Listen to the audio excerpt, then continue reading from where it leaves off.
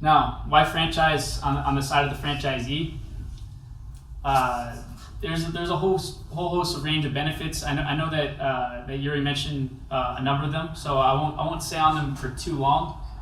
But the main one is that when you're a franchisee, you're buying into an established model or brand. You're not just creating something on your own. When you do get a recognized brand, you usually, depending on the brand, will have an immediate audience for your product or service. People know what to expect from it.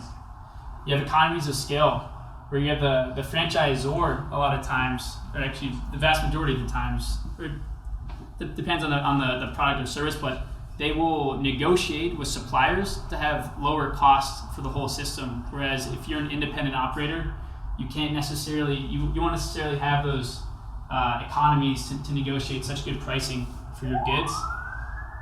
They're also easy to scale.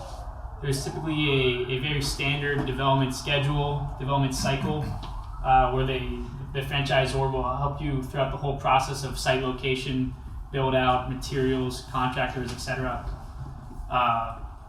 And then a whole host of range of pre-opening and ongoing support, training, site selection, everything that goes into pre-opening. And then once you open, you have the franchise there to help you out. You have also the franchisee network, which depending on the system can be quite strong, where the franchisees will communicate with one another, help each other out. Now, all of these are good because they help lower the risk on the side of the investor. Now, what are the drawbacks for the franchisee? The number one, probably most obvious, is loss of independence. When you decide to franchise, you are losing some rights in terms of what you can and cannot offer, how you need to operate your unit, etc. You have costs, pretty obvious. You have franchising. You have the franchise fee, which you pay at the beginning, and usually every 10 to 20 years, depending on the franchise. You have royalties you need to pay. You also have ad fund, which you need to pay into, which depending on the franchise, you will have some ad fund where the franchisor decides what to do with that advertising money, and then you have some that they say you need to spend on local marketing. So at least this money will come back to you, ideally.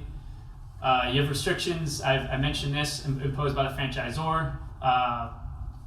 Especially the biggest one is geographic territory. If you decide to franchise, there might already be a franchisee in a territory that you want to be in, which is a big detriment for a lot of people we've seen. And then also you have system-wide risk associated with the franchisor, where if you do have some incidents with a particular franchisee or franchise operator, if we're saying with the restaurant example, the restaurant industry, if you have a franchisor that's not following all the health standards that are set forth by the system, and this gets out, and customers are going there and they're trying the product and it's not high quality, this reflects poorly on the whole brand. So these are all factors to think of.